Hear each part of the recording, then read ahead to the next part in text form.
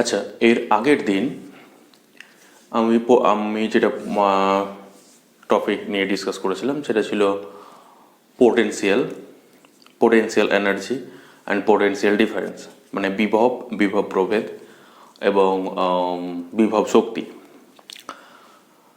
ওই ভিডিওটাতে অনেকে আমাকে যেটা বলেছিল যে আগে থেকেই হোয়াইট বোর্ডের ওপরে বা বোর্ডের ওপরে লিখে রাখতে, যাতে করে আমি ভিডিওটা র্যাপিডলি কভার করতে পারি এবং ভিডিওটা শর্টও হবে এবং ভিডিওটাতে আমি অনেক কিছু বুঝাতে পারবো। তাই ওদের কথা মতোই আমি আজকে বোর্ডে অলরেডি লিখে রেখেছি, হয়তো তোমরা দেখতে পাবে। কিন্তু কথা হলো যে সবার কাছে আমি কমেন্ট চাইছি। সবাই যেরকম বলবে যে যদি বোর্ডে লিখে বেটার হয় তাহলে বোর্ড লিখে করাবো, আর যদি আগে যেরকম করাচ্ছিলাম যে আমি যেটা পড়াচ্ছিলাম সেটাকে বুঝিয়ে তারপরে বোর্ডের সঙ্গে যেভাবে লিখছিলাম সেটা যদি করিয়ে বেটার হয় তাহলে সেটা করব। কমেন্টের উপরে ডিপেন্ড করে সেটা আমি করব, যেটা তোমাদের ভালো লাগবে সেটাই করব। আর একটা কথা যেটা, যে ভিডিওগুলো আমি করছি সেটা আমি কষ্ট করে ভিডিওগুলো করছি, কারণটা কি? কারণটা হলো একটাই, যেটা যে যাতে যে সমস্ত দুস্থ বাচ্চা কাচ্চা আছে যারা আর্থিক অভাবের জন্য বা গ্রামে থাকার জন্য সুযোগ সুবিধা পায় না, তারা যাতে কিছুটা উপকৃত হয়। তাই সবার কাছে রিকোয়েস্ট, যারা এই ভিডিওটা দেখছো বা যারা এই ভিডিওটা যাদের যাদের কাছে পৌঁছাচ্ছে, তারা পারলে একটু শেয়ার করে দেবে। এতে তোমাদের কিছু যায় আসবে না, এতে আমারও কিছু যায় আসে না। শুধু কী কারণের জন্য বলছি, যেহেতু আমি চাইছি যে সবার কাছে যাক, তোমরাও যদি সেটুকু করো তাহলে তোমরাও যদি সেটুকু করো তাহলে ওদের উপকার আসবে। আর আমার যে খাটনিটা শুধু তোমাদের জন্য না, সবার জন্য যেন খাটনিটা হয়, তাহলে আমিও খুব খুশি হব। আচ্ছা, বেশি কথা না বলে আমি যেটা আজকে যে বিষয়টা নিয়ে বলবো সেটা হচ্ছে তড়িৎ কোষ। তোমরা হয়তো দেখতে পাচ্ছ, তড়িৎ উৎস ও তড়িৎ কোষ, source of electricity and electric cell. আচ্ছা, প্রথম কথা হলো যে আমি প্রথমেই এটাই কেন চলে আসলাম, কারণটা হলো এর আগের দিন আমি বলেছি তোমাদের যে বিভব প্রভেদ, মানে বিভবের যে পার্থক্য সেটাকে বলেছিলাম আমরা বিভব প্রভেদ। এবার কথা হলো বিভবের পার্থক্যর ফলে কি হয়েছিল, আমরা ওখানে বলেছিলাম, তোমাদের মনে আছে কিনা, দুটো পয়েন্ট নিয়েছিলাম এরকম। এখানে একটা পয়েন্ট আছে আর এখানে একটা পয়েন্ট আছে। এই পয়েন্টের ভোল্টেজ যদি ভিএ আর এই পয়েন্টের ভোল্টেজ যদি ভিবি হয়, তাহলে এই দুটো পয়েন্টের মধ্যে পোটেনশিয়াল ডিফারেন্স কত বলেছিলাম? V B minus VA. আর এখানে একটা বলেছিলাম সোর্স চার্জ আছে, সেটাকে বলেছিলাম ধরো কিউ বলেছিলাম। তার ফলে কি হবে, যে এখান থেকে এখানে যদি একটা চার্জকে আমি নিয়ে আসি, তাহলে আমি কি করব, এক্সট্রা একটা কি করছি, এনার্জি ক্ষয় করছি। কার বিরুদ্ধে? ইলেকট্রিক ফিল্ডের বিরুদ্ধে। যে এনার্জিটা ইলেকট্রিক ফিল্ডের মধ্যে কি হচ্ছে, সঞ্চিত হয়ে থাকছে। এবার আমি যদি ওই চার্জটাকে এখান থেকে ছেড়ে দিই, তাহলে কি হবে, এই চার্জটা এখান থেকে এখানে যাবে। তার ফলে কতটা আমাকে এনার্জি দেবে, যে পরিমাণ আমি কার্য করেছিলাম, কতটা কার্য করেছিলাম আমি, এই দুটোর মধ্যে যে বিভব প্রভেদ, সেই পরিমাণ কার্য করেছিলাম। তার ফলে আমি যখন আধানটাকে ছেড়ে দেবো, যখন আধানটা এখান থেকে এখানে পৌঁছাবে, তখন আমাকে সেই পরিমাণ কার্য দেবে। সাপ্লাইড কি, যে আমি ইউনিট চার্জের জন্য বলছি। আমি যদি যে কোনো চার্জের জন্য বলি তাহলে সেটাকে আমি ভি এ আর ভিবি বলবো না, তখন সেটাকে বলবো ডাব্লিউ এ এবং ডাব্লিউ বি। তখন বলবো সেটাকে আমরা বিভব শক্তি। আর এটাকে যদি একক আধানের জন্য বলি তাহলে সেটাকে বলবো আমরা বিভব। এর কথা হচ্ছে যে যদি দুটো পয়েন্টের মধ্যে বিভব পার্থক্য থাকে, তবে একটা আধান এখান থেকে এখানে যাবে। কিন্তু যদি এরকম হয় যে এই পয়েন্টের বিভব আর এই পয়েন্টের বিভব একই, মানে এই পয়েন্টের বিভব ধরো, এই পয়েন্টের বিভব ভিবি, তাহলে একটা আধানকে যদি এখানে ছেড়ে দিই, সেই আধানটা এখানে থেকে এখানে আসবে না। কারণটা কি, যেহেতু আধানটাকে এখান থেকে এখানে আসতে গেলে কি লাগবে, অবশ্যই বিভব প্রভেদ লাগবে। কারণ আধানটাকে এখান থেকে এখানে কেউ ঠেলবে না। কেন? যে তাকে এখান থেকে এখানে ঠেলবে না, কারণটা কি, যে তাকে এখান থেকে এখানে আনার জন্য কোনো কৃতকার্য করতে হয়নি। কিন্তু আধানটাকে যখন এখান থেকে এখানে নিয়ে এসেছি, তখন আমার কিছু কার্য করতে হয়েছে। যখন আমি ছেড়ে দেবো, সে আবার এদিকে যাবে, তাহলে সেই পরিমাণ কৃতকার্য আমাকে ফিরিয়ে দেবে। সে যাবে কোন দিকে, তাহলে এদিকে। তাহলে এখান থেকে একটা জিনিস বুঝতে পারছি, যে যদি একটা আধানকে আমি ছেড়ে দিই, তাহলে সেই আধানটা কোন দিকে যাবে, এদিক থেকে এদিকে যাচ্ছে। তার মানে কি, হায়ার পোটেনশিয়াল থেকে লোয়ার পোটেনশিয়ালে যায়। এবং সেই আধানটা কি, এটা যেহেতু ধনাত্মক বলেছিলাম, তার মানে এখানেও ধনাত্মক আধান হলেই সে এদিকে যাবে।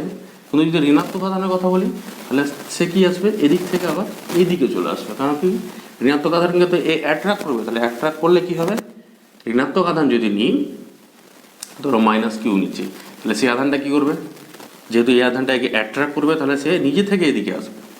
তাহলে ঋণাত্মক আধান কি থাকে, কি করে, লোয়ার পোটেনশিয়াল থেকে হায়ার পোটেনশিয়ালের দিকে আসে।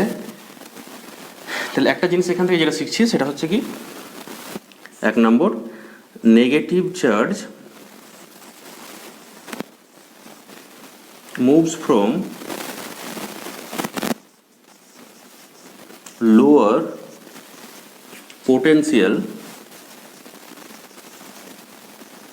to higher potential. ও সরি, ইংরেজি লিখে দিলাম, আচ্ছা বাংলা। হ্যাঁ, তাহলে এখানে লিখে নাও তোমরা, নেগেটিভ আধান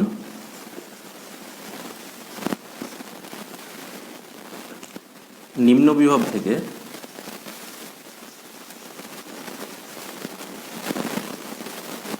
উচ্চ বিভবের দিকে, নেগেটিভ আধান কোন দিকে থেকে কোন দিকে যাবে, নিম্ন থেকে উচ্চ বিভবের দিকে। কারণটা কি, এ আধানটা কি করছে, একে কি করবে, অ্যাট্রাক্ট করবে, তাহলে নিজে থেকে চলে আসবে। তাহলে এদিকটা হচ্ছে লোয়ার পোটেনশিয়াল, এটা হচ্ছে হায়ার পোটেনশিয়াল, তাহলে নিম্ন বিভব থেকে উচ্চ বিভবের দিকে যায়। এটা একটা ভালো পয়েন্ট। আর একটা ইম্পর্টেন্ট পয়েন্ট, যদি এটা নেগেটিভ আধান না হতো, এটা যদি আমি পজিটিভ আধান নিতাম, তাহলে কি করবে, সে সবসময় এই আধানটা কি করবে, রিপেল করবে। রিপেল যদি করে তাহলে কি হবে, সেই আধানটা এদিকে আসবে না, ওই দিকে যেতে চাইবে। মানে একটা আধানকে যদি আমি এখানে ছেড়ে দিই, পজিটিভ আধান, সে এদিকে যাবে, এখানে ছেড়ে দিলেও ওদিকে যাবে। তার মানে কি যাবে, সবসময় উচ্চ বিভব থেকে নিম্ন বিভবের দিকে যাবে। তার মানে কি বুঝতে পারছি, পজিটিভ আধান উচ্চ বিভব থেকে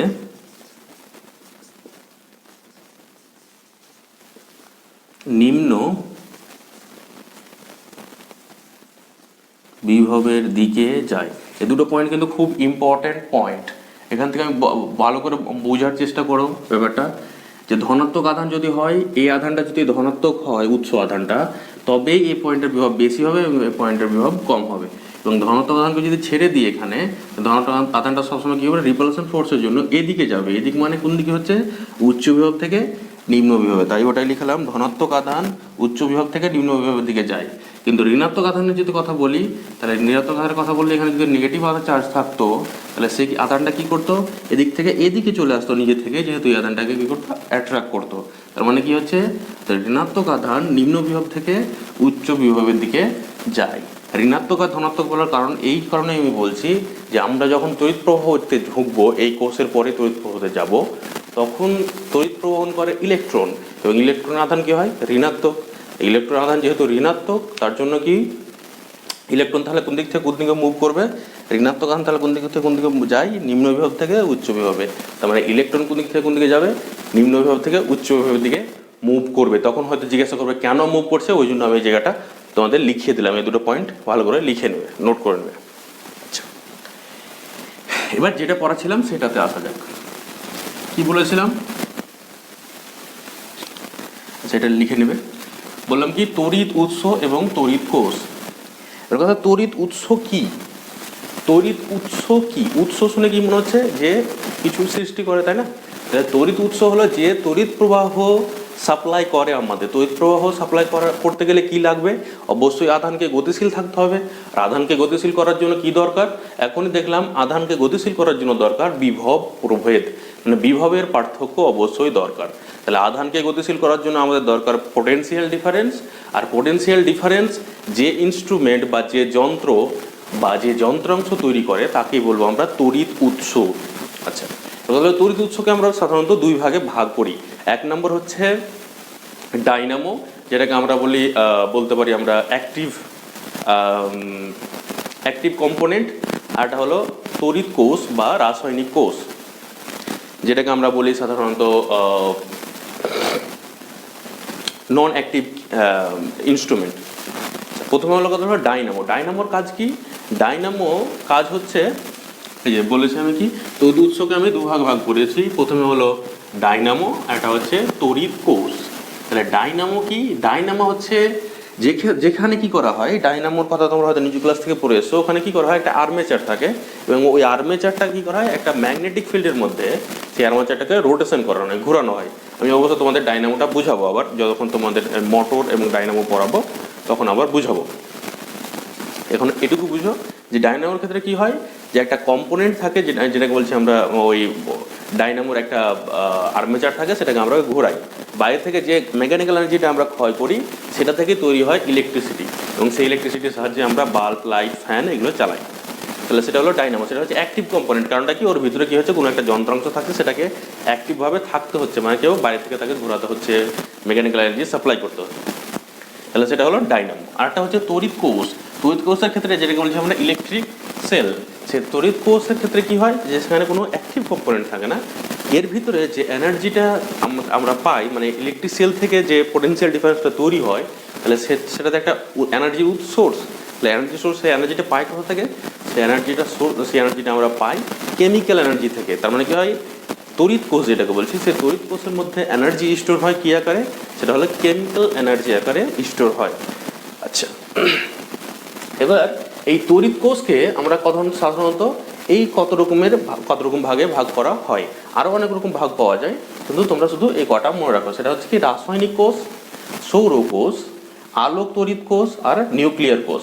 রাসায়নিক কোষ যেটাকে বলছি আমরা chemical cell, solar cell, photo electric cell and nuclear cell. তোমাদের সিলেবাসে শুধুমাত্র এইটুকু সামান্য একটু ডিসকাস আছে, সেটা হলো রাসায়নিক কোষ। সৌর কোষ, আলোক তড়িৎ কোষ এবং নিউক্লিয়ার কোষের ছবি তোমরা পাশে দেখতে পাবে। আচ্ছা, তোমরা হয়তো অনেক জায়গাতে দেখেওছো। আর ডাইনামো তোমরা অনেক জায়গাতে দেখেছো, ডাইনামো হয়তো তোমরা দেখেছো। সাইকেলে তোমরা দেখে হবে, সাইকেলের চাকাতে আগেকার সময় থাকতো, এখনও কিছু কিছু সাইকেলে পাওয়া যায়। আর এমনিতেও তোমার হয়তো যে জেনারেটর হয়, জেনারেটরের সামনের দিকে যেটা থাকে সেটা হলো ডাইনামো। আমি এক ছবি দেওয়ার চেষ্টা করবো তোমাদেরকে। আচ্ছা, এবার হলো যে রাসায়নিক কোষের কথা বললাম, তোমাদের সিলেবাসে শুধু এইটুকু নিয়ে ডিসকাস আছে যে রাসায়নিক কোষ, সেটা সাধারণত 3 ধরনের হয়। এটা হচ্ছে প্রাথমিক কোষ, যেটাকে আমরা বলি প্রাইমারি সেল। এটা হলো গৌণ কোষ, যেটাকে বলছি আমরা সেকেন্ডারি সেল। এটা হলো প্রমাণ বা মানক কোষ, যেটাকে বলি আমরা স্ট্যান্ডার্ড সেল। আচ্ছা, এবার কথা হলো এই রাসায়নিক সেল কোষ আমরা কেন বলছি। এই সৌর কোষের কথা আমি খুব একটা বলছি না। সৌর কোষের ক্ষেত্রে কি হয়, সৌর কোষে সানলাইট পড়ে এবং সেখান থেকে ইলেকট্রিসিটি প্রডিউস হয়, যেটা এখন বর্তমানে যেটাকে আমরা সৌরশক্তিকে কাজে লাগিয়ে যেটা থেকে আমরা এনার্জি প্রডিউস করছি, যেগুলো সোলার প্যানেলগুলো হয়। আলোক তড়িৎ কোষের ক্ষেত্রে কি হয়, আলো পরে সেখান থেকে একটা বিভব প্ররোধ পাওয়া যায়, কিন্তু এটার মেকানিজম সৌর কোষ আর এই আলোক তড়িৎ কোষের মেকানিজম কিছুটা আলাদা। তোমরা ক্লাস 12-এ গিয়ে এটা পড়বে, ফটো ইলেকট্রিক ইফেক্ট বলে একটা চ্যাপ্টার আছে, সেই চ্যাপ্টারে গিয়ে এটা পড়বে। নিউক্লিয়ার কোষে কি হয়, নিউক্লিয়ার শক্তি থেকে এনার্জি প্রডিউস করা হয়। তোমাদের অতটা ডিসকাস প্রয়োজন নেই, শুধু আমি ব্যাপারটা একটু বলে দিলাম। প্রাথমিক কোষ, যে রাসায়নিক কোষ বলছি, রাসায়নিক কোষ বলার কারণটা কি, এর মধ্যে যে এনার্জিটা, মানে এই কোষ থেকে যে এনার্জিটা আমরা পাই, সেই এনার্জিটার সোর্সই হলো কেমিক্যাল এনার্জি। মানে এর মধ্যে কেমিক্যাল এনার্জি আকারে এনার্জিটা স্টোর থাকে, এবং যখন সেই কোষ থেকে কী বের করি, এনার্জিটা আমরা নিই, মানে সেখান থেকে যখন আমরা কারেন্ট পাই, তখন তার ভিতরে যে কেমিক্যাল এনার্জিটা আছে সেটা কনভার্ট হয়ে যায় কোন এনার্জিতে, ইলেকট্রিক্যাল এনার্জিটা, এবং সেখান থেকে আমরা লাইট, ফ্যান, যা কিছু টিভি, ফ্রিজ যা কিছু চালার সেগুলো চালাই। আচ্ছা, এবার হলো এই রাসায়নিক কোষকে আমরা সাধারণত কত রকম ভাগ করেছি, 3 রকম ভাগে ভাগ করেছি। প্রথমটা হলো প্রাথমিক কোষ, দ্বিতীয়টা হচ্ছে গৌণ কোষ, তৃতীয় নম্বর যে কোষটার নাম দিয়েছে সেটা হলো প্রমাণ বা মানক কোষ। আচ্ছা, প্রাথমিক কোষ তোমরা অলরেডি দেখেছো। সেই প্রাথমিক কোষ কোনগুলো, যেগুলো টর্চের ব্যাটারিগুলো হয় বা ছোট ছোট ব্যাটারিগুলো হয়। হ্যাঁ, আমার কাছে আছে, এই যে দেখো, এই ব্যাটারি দেখেছো তোমরা, টর্চে লাগানো থাকে বা ক্লকে লাগানো থাকে এই সমস্ত ব্যাটারি। আচ্ছা, এটার কথা বলতে পারি, এই ব্যাটারি তোমরা হয়তো দেখেছো ছোট ছোট কোথাও, এর থেকেও ছোট সাইজের হয়, যেরকম তোমার হ্যান্ড ওয়াচ থাকে, আরও পাওয়া যায়, অনেক রকম শেপের পাওয়া যায়। এই ব্যাটারিটাতে হয়তো দেখেছো কিনা, এই ব্যাটারিটা হলো ক্যাপের কথা, এটা হলো ক্যাপ লাগানো থাকে ব্যাটারিতে, পোটেন্স এখান থেকে কারেন্ট নেওয়ার জন্য, এরকম ব্যাটারি দেখেছো। এই যে 3টে ব্যাটারি তোমাদের দেখালাম, তোমরা দেখতে পাচ্ছ কিনা, এই 3টাই হচ্ছে প্রাথমিক কোষ। কারণটা কি, এই সমস্ত ব্যাটারি এদেরকে শুধুমাত্র কি করা যায়, একবার ব্যবহার করে আর এরপরে ব্যবহার করতে পারি না, মানে এই সমস্ত ব্যাটারি নন রিচার্জেবল, একবার ব্যবহার করে তারপরে আর রিচার্জ করা যায় না, তারপরে আমরা একে চার্জ করতে পারি না। এই সমস্ত কোষকে আমরা বলি প্রাথমিক কোষ। তাহলে প্রাথমিক কোষ কি?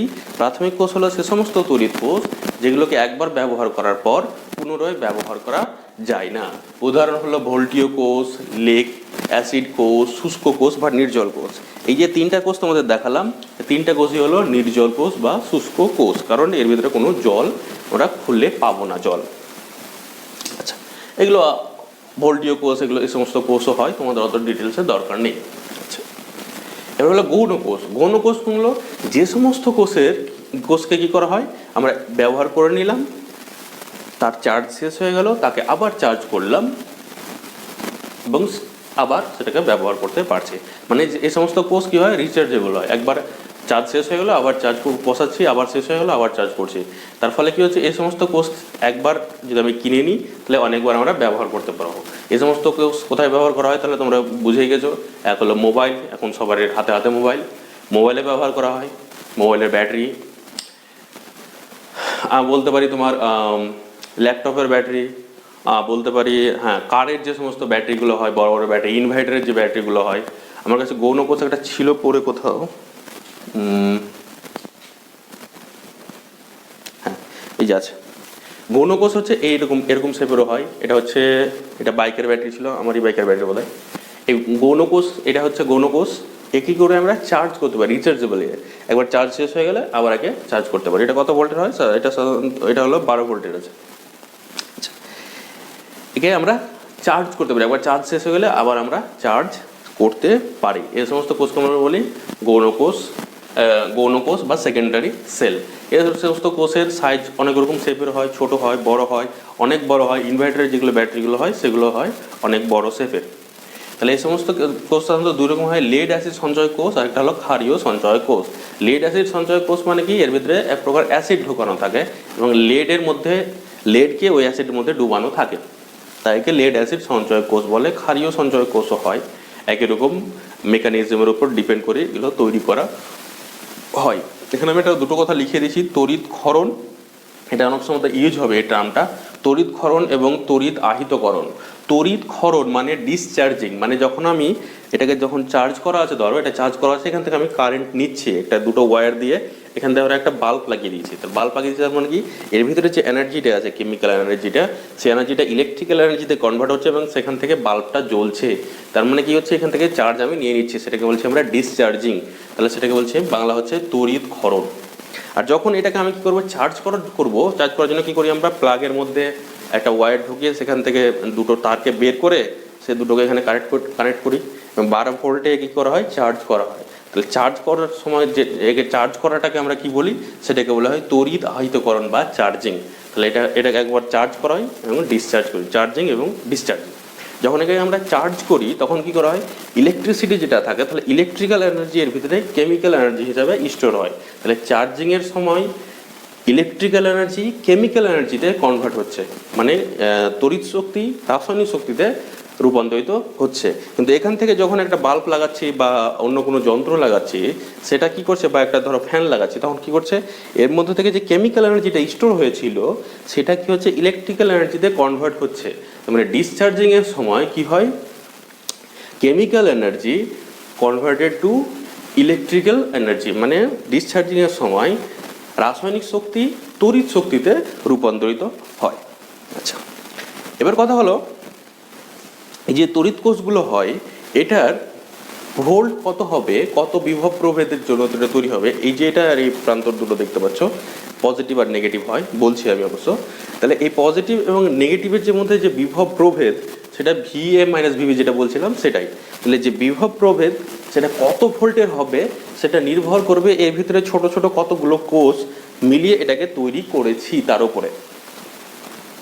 এর কথা হলো, এর শেপের উপরে ডিপেন্ড করে না যে এর বিভব প্রভেদ কত হবে। এটার ভোল্টেজ 12 ভোল্ট, কিন্তু এত বড় শেপেরই 6 ভোল্টের ব্যাটারিও পেতে পারো, এত বড় শেপেরই 2 ভোল্টেরও ব্যাটারি তুমি পেতে পারো। কারণটা কি, শেপের উপর ডিপেন্ড করে না ব্যাটারির ভোল্টেজ কত হবে। ব্যাটারির ভোল্টেজ ডিপেন্ড করে কার উপরে, যে ওর ভিতরে কতগুলো ব্যাটারি সিরিজে লাগানো আছে তার উপরে ডিপেন্ড করে এর ভোল্টেজ কত হবে, মানে ওর ভিতরে কতগুলো সেল সিরিজে লাগানো আছে। আচ্ছা, এখানে একটা টার্ম, খুব কনফিউজিং টার্ম একটা টার্ম, যেটা হলো সেল অ্যান্ড ব্যাটারি। সেল মানে হচ্ছে ছোট ছোট, যে আমরা একটা কোষ সেটাকে আমরা বলি সেল, আর অনেকগুলো সেল মিলে যেটা তৈরি হয় সেটাকে বলি আমরা ব্যাটারি। যেরকম বায়োলজিতে তোমরা হয়তো বায়োলজিতে পড়েছো, সেল হচ্ছে যেটা একটা যেটা কোষ সেটাকে বলছি আমরা সেল, কিন্তু অনেকগুলো সেল যখন এক জায়গায় থাকে সেটাকে আমরা বলি কলা, না কলা বোধহয় বলা হয়। অনেকগুলো সেল যখন একসাথে থাকে সেটাকে বলছি আমরা কলা। কিন্তু এই ক্ষেত্রে কি হচ্ছে, ছোট ছোট কোষগুলো যখন একসাথে কম্বাইন করছি তখন সেটা বলছি আমরা ব্যাটারি। মেনলি যে এগুলো যেগুলো ব্যবহার করি সেগুলো হলো সব ব্যাটারি। মানে এর ভিতরে কি আছে, অনেকগুলো ছোট ছোট সেল আছে, সেই সেলকে কম্বাইন করে এটা তৈরি করা হয়েছে। এর কথা হলো যে আমরা বিভিন্ন রকম কাজের জন্য বিভিন্ন রকম শেপের সাইজের ব্যাটারি তৈরি করি। কারণটা কি, দেখা গেলো কারের ক্ষেত্রে যত বড় ব্যাটারি লাগবে, ইনভার্টারের ক্ষেত্রে তার থেকে বেশি ব্যাটারি লাগবে, বেশি বড় শেপের লাগবে, কারণ অনেকক্ষণ ধরে আমাকে এনার্জি সাপ্লাই করবে। দেখা গেলো আমাকে শুধু ছোট্ট একটা ব্যাটারি দরকার, মানে ধরো আমার অত এনার্জি দরকার নেই, কিছুক্ষণের জন্য দরকার। তাহলে ধরো টর্চের ব্যাটারিগুলো, টর্চের যেগুলো চার্জেবল টর্চগুলো হয় সেগুলো যে ব্যাটারির কথা যদি বলি, তাহলে সেক্ষেত্রেও কী হয় যে তার যে ব্যাটারি শেপটা হয় সেটা কী হয়, ছোটো হয়, কিন্তু সেটাও আবার 4 ভোল্টের হয়, 6 ভোল্টের হয়, 9 ভোল্টের হয়, বিভিন্ন রকম ভোল্টের হয়। এই কথাটা ভালো করে মাথাতে ঢুকিয়ে নাও যে ব্যাটারির ভোল্টেজ কত হবে সেটা ব্যাটারির শেপের উপর ডিপেন্ড করবে না। ব্যাটারির শেপ কত বড় নিচ্ছে, তুমি দেখলে এত বড় ব্যাটারি মানে এটা অনেক বেশি ভোল্টেজ যে হবে সেটা কিন্তু নয়। ব্যাটারির ভোল্টেজ বড় বা ছোট তার উপর নির্ভর করবে না। এটা ব্যাটারি কত আছে, 12 ভোল্টের আছে। এই যে প্রাইমারি সেলগুলো আছে দেখো, এটার ভোল্টেজ আছে 1.5 মতো বোধহয় লেখা থাকে ব্যাটারির গায়ে, লেখা নেই তবু এটা হয় 1.5 হয়, 1.5 বা 1.25 হয়। আর এই ব্যাটারিটার ভোল্টেজ কত হয়, 1.5 বা 1.25, এর গায়ে দেখবে লিখে থাকবে।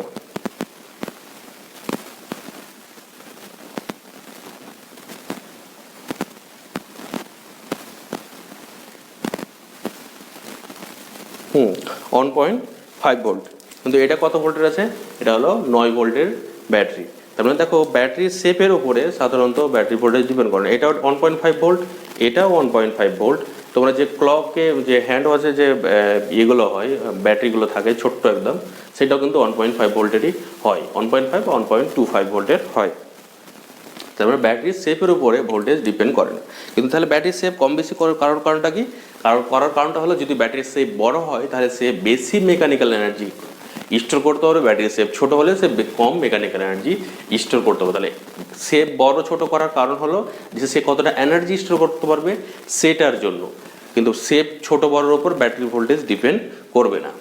আচ্ছা, তাহলে গৌণকোষ ব্যাপারটা গেল, তড়িৎ চার্জিং, আর এটা হলো ডিসচার্জিং। এটা হচ্ছে প্রমাণ বা মানক কোষ। প্রমাণ কোষ বা স্ট্যান্ডার্ড সেল বা ওয়েস্টার্ন, আচ্ছা এটা বলছি। তাহলে প্রমাণ কোষ বা মানক কোষ, এই কোষটা কি সাধারণত আমরা প্র্যাকটিক্যালি এটা কোষটা ব্যবহার করা হয় না। এই কোষটা প্রমাণ শুনে বুঝতে পারছো, এই কোষটা ল্যাবে ব্যবহার করা হয়। যে কোনো একটা ব্যাটারি কত ভোল্টের সেটাকে যদি আমাকে বের করতে হয় তাহলে এটার সাহায্যে তুলনা করে বের করতে হয় যে এটার কত গুণ, 2 গুণ, 3 গুণ, 4 গুণ না 5 গুণ। তার জন্য একে বলা হয় প্রমাণ কোষ। একে 20 ডিগ্রি সেলসিয়াস উষ্ণতায় যদি রাখা হয় তাহলে এর ইএমএফ হয় 1.01830 ভোল্ট। এই ভোল্ট হয়, এর থেকে দ্বিগুণ যদি ভোল্টেজ পাওয়া যায় তাহলে এর ডাবল ভোল্টেজ হবে যে কোনো কোষের। 3 গুণ পাওয়া গেলে এর থেকে 3 গুণ ভোল্টেজের কোনো কোষ হবে। আচ্ছা, এই যে কোষটার কথা বলছি প্রমাণ বা মানক কোষ, সেই কোষটা এখন যে কোষটা ব্যবহার করা হয় তার নাম হচ্ছে ওয়েস্টার্ন ক্যাডমিয়াম কোষ। ওয়েস্টার্ন ক্যাডমিয়াম কোষ যেহেতু একটু কঠিন তার জন্য আমি ধীরে ধীরে বললাম, বা তোমরা লিখে নেবে। আচ্ছা, তাহলে কোষ কত রকমের হয় সেটুকু আমাদের গেল। এবার কথা হলো যে কোনো কোষের, যদি আমি কোষের কথা বলি, কোষের ক্ষেত্রে কি হবে, যে কোনো কোষ কি হয় সবসময় ডিসি হয়। ডিসি আর এসির মধ্যে পার্থক্য কি, ডিসির ক্ষেত্রে কী হয়, তড়িৎ প্রবাহের অভিমুখ পরিবর্তন হয় না, সময়ের সঙ্গে সঙ্গে তড়িৎ প্রবাহের অভিমুখ পরিবর্তন হয় না। কিন্তু এসির ক্ষেত্রে কি হয়, সময়ের সাথে সাথে তড়িৎ প্রবাহের অভিমুখ পরিবর্তন হয়। এবার ভালো করে লিখে নাও, ডিসির ক্ষেত্রে কি বললাম, সময়ের সাথে সাথে তড়িৎ প্রবাহের অভিমুখ পরিবর্তন হয় না। এসির ক্ষেত্রে সময়ের সাথে সাথে তড়িৎ প্রবাহের অভিমুখ পরিবর্তন হয়। ডিসি মানে ডিরেক্ট কারেন্ট, এসি মানে অল্টারনেটিভ কারেন্ট, অল্টার্ড হয় মানে সময়ের সাথে সাথে তার ডিরেকশন চেঞ্জ হয়। আমরা বাড়িতে যে সমস্ত কারেন্ট ইউজ করি সেটা হয় এসি কারেন্ট এবং তার ফ্রিকোয়েন্সি হয় 50 থেকে 60 হার্জ। কিন্তু যে সমস্ত যতগুলো ব্যাটারি হয়, যত ব্যাটারি হয়, মোবাইলের ব্যাটারি হোক, এই ব্যাটারি হোক, বা যে সমস্ত প্রাথমিক কোষ হয়, এই সমস্ত ব্যাটারি হোক, সবার ক্ষেত্রে কি হয়, সমস্ত ব্যাটারি কথা হয় ডিসি হয়। সমস্ত কোনো ব্যাটারি কখনো এসি ব্যাটারি কখনো পাওয়া যায় না। মানে যে এনার্জিটা স্টোর করা সেটা কি ডিসি, এখান থেকে যে কারেন্টটা আমরা পাবো সেটা কী পাবো, ডিসি কারেন্ট। তাহলে ব্যাটারি যে সমস্ত যতগুলো রকম শেপেরই ব্যাটারি হোক, সে কোন তড়িৎ প্রবাহ দেবে, সেটা দেবে ডিসি প্রবাহ। কিন্তু এই যে ডাইনামোর কথা বললাম, এই ডাইনামো ডিসিও হতে পারে, এসিও হতে পারে। দুই রকমের ডাইনামো হয়, ডিসিও হয়, এসি হয়, কিন্তু তড়িৎ কোষ সর্বদা কী হয়, ডিসি হয়। এবং ডিসি যদি হয় তাহলে তার কী হবে, ধনাত্মক এবং ঋণাত্মক প্রান্ত থাকবে। এসির ক্ষেত্রে ধনাত্মক এবং ঋণাত্মক থাকে না, কেন সময়ের সাথে সাথে তার অভিমুখ পরিবর্তন হতে থাকে। আমি যদি টাইম পাই তাহলে ওটুকু আমি ডিটেলসে বলবো এসি এবং ডিসি, আর যদি টাইম না পাই তাহলে সামান্য একটু পার্ট এসি এবং ডিসি পার্ট আবার এক ডিসকাসের মধ্যে আসবে, তখন আর একটু ভালো করে বলে দেবো। আচ্ছা, যদি ডিসি সোর্স হয়, তার ডিসির ক্ষেত্রে কী হবে, সময়ের সাথে সাথে তার অভিমুখ পরিবর্তন হবে না। তার মানে তার একটা উচ্চ বিভব এবং নিম্ন বিভব যেটা থাকবে, উচ্চ বিভব এবং নিম্ন বিভব যেটা থাকবে সেটা ধ্রুবক থাকবে, মানে ওটাই থাকবে, সময়ের সাথে সাথে তার পরিবর্তন হবে না। তাহলে ডিসি সোর্সের ক্ষেত্রে বা কোষের ক্ষেত্রে উচ্চ বিভব এবং নিম্ন বিভব বা কোষকে আমরা বোঝানোর জন্য কীরকম ছবি আঁকি। মানে আমি যদি কোষ বোঝাতে চাই যে আমার এখানে একটা কোষ আছে, তাহলে কোষটা আমরা কীভাবে বুঝাবো? আমি যদি বলি যে এখানে একটা কোষ আছে, তাহলে কোষ কীভাবে আঁকবো? আমি এটা কোষের ছবি আঁকবো না এই কোষটার ছবি আঁকবো, না এর থেকে ছোটো যে কোষ আছে তার ছবি আঁকবো? তাহলে সেটা তো একটা ভালো স্ট্যান্ডার্ড ওয়ে না যে আমি একটা কোষের ছবি আঁকবো, তাহলে আমি এখন এই কোষটা ব্যবহার করছি, আমি এরকম এত বড় শেপের কোষ ব্যবহার করছি, তাহলে এরকম শেপের আঁকলাম। আমি দেখা গেল এরকম শেপের কোষ ব্যবহার করছি, তাই এরকম ছবি আঁকলাম। তা এটাই স্ট্যান্ডার্ড সিম্বল না। তাহলে যদি স্ট্যান্ডার্ড সিম্বল ইউজ করতে হয়, তার জন্য কোষের ক্ষেত্রে আমরা এই যে সিম্বলটা ইউজ করি সেটা হলো এটা হলো বড় সাইন, এটা হলো ছোট। যে বড় দাগটা হয় সেটা হলো ব্যাটারির ধনাত্মক, যেটা ছোট হয় সেটা হলো ব্যাটারির ঋণাত্মক। তাহলে যেটা পজিটিভ সেটা হলো হায়ার পোটেনশিয়াল, এটা থাকে এই প্রান্তটা থাকে হায়ার পোটেনশিয়ালে।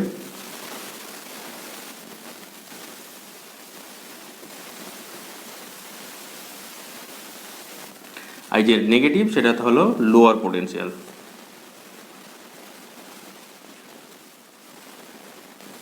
মানে এটা থাকে উচ্চ বিভবে, এটা থাকে নিম্ন বিভবে। আচ্ছা, এবার এটাকে এই এত এত এত যেই কোষে আমি যখন এরপর থেকে যখন লাগাবো, তাহলে আমি এরকম কোষ আঁকবো না, আঁকবো এরকম বোঝা, মানে এরকম আঁকা মানে বুঝে নেবে কোনো একটা কোষ লাগানো হয়েছে, সেটা প্রাথমিক কোষ হতে পারে, গৌণ কোষ হতে পারে। তাহলে ওইটা উচ্চ বিভব, এটা হলো নিম্ন বিভব। আচ্ছা, এবার এর ক্ষেত্রে তাহলে উচ্চ বিভব নিম্ন বিভব বোঝানোর জন্য কী করা হয়, ব্যাটারির গায়ে কী করা হয়, একটা পজিটিভ একটা নেগেটিভ লিখা থাকে। প্রত্যেকটা ব্যাটারির গায়ে দেখবে যে পজিটিভ আর নেগেটিভ লেখা থাকে। এই ব্যাটারিটা তোমরা দেখতে পাচ্ছ কিনা, এই জায়গাটা দেখো পজিটিভ সাইন লেখা আছে, এই সাইডটাতে দেখলে দেখবে নেগেটিভ সাইন লেখা আছে। তার মানে কি এইটা হচ্ছে পজিটিভ, এটা হচ্ছে নেগেটিভ। আচ্ছা, এখান থেকে কারেন্ট পাওয়ার জন্য কি করা হয়, এরকম একটা কানেকশন করার জন্য, বহির্বর্তনীতে কানেকশন করার জন্য এরকম একটা ক্যাপ লাগিয়ে দিই। ক্যাপের ক্ষেত্রে কালার কোড আমরা সাধারণত ইউজ করি, যেটা রেড কালারের ওয়্যার থাকে সেটা হলো পজিটিভ, এবং যেটা ব্ল্যাক কালার বা অন্য কোনো কালার হতে পারে সেটাকে আমরা ধরি নেগেটিভ। তাহলে এটা হলো পজিটিভ, এটা হচ্ছে নেগেটিভ। এখান থেকে যদি একটা ওয়্যার এখান থেকে এখানে কানেক্ট করি, তাহলে তড়িৎ প্রবাহ এদিক থেকে এদিকে যাবে, মানে উচ্চ বিভব থেকে নিম্ন বিভবের দিকে যাবে, মানে এখানে পজিটিভ থেকে নেগেটিভ দিকে যাবে। মানে যদি আমি এখানে একটা ওয়্যার লাগাই, তাহলে ওয়্যার কোথা থেকে লাগাবো, এখান থেকে নিয়ে একটা ওয়্যার এখান পর্যন্ত লাগাবো, তাই না? তাহলে আমরা লাগানোর জন্য কী করি, একটা রোদ লাগাই। রোদ মানে কি, একটা বাল্ব হতে পারে, একটা ফ্যান হতে পারে, এটা কি হতে পারে, একটা বাল্ব হতে পারে, একটা ফ্যান হতে পারে, যে কোনো একটা ইনস্ট্রুমেন্ট হতে পারে, মানে তোমার হতে পারে ফ্রিজ হতে পারে, যে কোনো কিছু হতে পারে। অ্যাকচুয়ালি ডিসিতে আমরা ফ্রিজ ব্যবহার করি না, তবে তোমাদের বোঝার জন্য আমি বলছি। তাহলে এই যে রোদটার কথা বলছি, সে রোদটা যে কোনো কিছু হতে পারে। তাহলে তড়িৎ প্রবাহ কী হবে, এই উচ্চ বিভব থেকে এদিক থেকে এদিকে তড়িৎ প্রবাহ হবে। এবং ইলেকট্রন কোন দিক থেকে কোন দিকে যাবে বলেছিলাম, লোয়ার বিভব পোটেনশিয়াল থেকে হায়ারের দিকে যাবে। ইলেকট্রন প্রবাহিত হবে এদিক থেকে এইদিকে, আর কারেন্ট প্রবাহ হবে এদিক থেকে এইদিকে। অবশ্য আমি এটুকু আরও ডিসকাস করবো ডিটেলসে। তাই তড়িৎ প্রবাহ হচ্ছে এদিক থেকে উচ্চ বিভব থেকে নিম্ন বিভবের দিকে তড়িৎ প্রবাহ হবে। তাহলে সেটাকে বোঝানোর জন্য আমরা কীভাবে ইউজ করি, এরকম ইউজ করি। আচ্ছা, এই ব্যাটারির ক্ষেত্রে যদি বলি, এটারও পজিটিভ নেগেটিভ থাকে। এখানে দেখো ভালো করে, যে কোনো ব্যাটারির ক্ষেত্রে দেখবে এখানে পজিটিভ লেখা আছে, এখানে নেগেটিভ লেখা আছে। এই সাইডটা হচ্ছে ব্যাটারির পজিটিভ, এই সাইডটা হচ্ছে নেগেটিভ। এর ক্ষেত্রেও এই ছোট ব্যাটারির কথা বলছি, এর ক্ষেত্রেও কি হয়, এই যে এই সাইডটা যে হয়, এই সাইডটা যেটা প্লেন আছে একদম, সেই সাইডটা হচ্ছে পজিটিভ, আর এই সাইডটা হয় নেগেটিভ। বা লেখা থাকে ব্যাটারির উপরে, দেখবে যে কোনো ব্যাটারির গায়ে লেখা থাকে পজিটিভ এবং নেগেটিভ। কারণটা কি, এগুলো হচ্ছে ডিসি সোর্স। মানে কি, এর একটা নির্দিষ্ট প্রান্ত থাকবে যেটা উচ্চ বিভব, একটা নির্দিষ্ট প্রান্ত থাকবে যেটা নিম্ন বিভব। এর ক্ষেত্রেও বলতে পারি, এর ক্ষেত্রেও আছে পজিটিভ নেগেটিভ লেখা। এখান থেকে তোমরা দেখতে পাচ্ছ কিনা, এই জায়গাতে লেখা আছে পজিটিভ, দেখতে পাচ্ছ কিনা বলতে পারছি না আমি। ইয়াতে হলো পজিটিভ, আর এই সাইডে লেখা থাকে, এই যে ইয়ারদা লেখা আছে সেটা হচ্ছে নেগেটিভ। তাহলে যে কোনো ব্যাটারির ক্ষেত্রে সবসময় কি লেখা থাকবে, পজিটিভ এবং নেগেটিভ লেখা অবশ্যই থাকবে। কারণ কি, যে কোনো ব্যাটারি কি হয়, ডিসি সোর্স হয়, এবং সে ব্যাটারির যেটা আমরা যখন সার্কিট আঁকবো, সার্কিট বোঝানোর জন্য, তখন সেটা কীভাবে আঁকবো, একটা বড় দাগ সেটাকে বলবো আমরা পজিটিভ, যেটা ছোট দাগ সেটা বলছি নেগেটিভ। যেটা বড় সেটা হায়ার পোটেনশিয়াল থাকে, যেটা ছোট সেটা লোয়ার পোটেনশিয়াল থাকে। এবং যেটা বড় দাগ সেটাকে অনেক সময়তে ভালো ল্যাঙ্গুয়েজ ইউজ করা হয়, সেটা হচ্ছে কি, অ্যানোড। এটাকে বলা হয় অ্যানোড, আর এটাকে বলা হয়, নেগেটিভটাকে বলা হয় ক্যাথোড। আমি যখন তড়িৎ বিশ্লেষণ পড়াছিলাম তখন তোমাদের বলেছিলাম, এটা হলো অ্যানোড, এটা হচ্ছে ক্যাথোডও বলে। ব্যাটারির পজিটিভটাকে বলা হয় অ্যানোড, আর নেগেটিভটাকে বলা হয় ক্যাথোড। ঠিক আছে, তাহলে আমরা পড়লাম আজকে তড়িৎ উৎস এবং তড়িৎ কোষ। তড়িৎ উৎস দুই ধরনের হতে পারে, একটা হচ্ছে তোমার তড়িৎ কোষ, যেটা তার ক্ষেত্রে কি থাকছে, তার ভিতরে কোনো অ্যাক্টিভ কম্পোনেন্ট থাকছে না। আরেকটা হচ্ছে আরেকটা হচ্ছে অ্যাক্টিভ কম্পোনেন্ট থাকছে, যেটা বলছি আমরা ডাইনামো। ডাইনামো দুই ধরনের হতে পারে, এসি এবং ডিসি। ডাইনামো আমরা বিভিন্ন ক্ষেত্রে ব্যবহার করা হয়, আমি বললাম। তারপরে চলে আসলাম তড়িৎ কোষ। তড়িৎ কোষ বিভিন্ন রকমের হয়। তোমাদের সিলেবাস যেটা ছিল সেটা হলো রাসায়নিক কোষ, এবং সেই রাসায়নিক কোষের দুটো ভাগ করলাম, প্রাথমিক কোষ, গৌণ কোষ। প্রাথমিক কোষ কাকে বলে, গৌণ কোষ কাকে বলে, এবং যে স্ট্যান্ডার্ড সেল, সেই স্ট্যান্ডার্ড সেলটা শুধু কোথায় ব্যবহার করা হয় সেটুকু বললাম, সেটুকু পড়লেই এনাফ। Thank you. আর যেটা কথা বললাম তোমাদেরকে, যে যতটা পারবে শেয়ার করে দেবে তোমাদের বন্ধু বান্ধবদের মধ্যে, অন্ততপক্ষে আমার যে খাটনিটুকু সেটুকুর জন্য সার্থক হয়।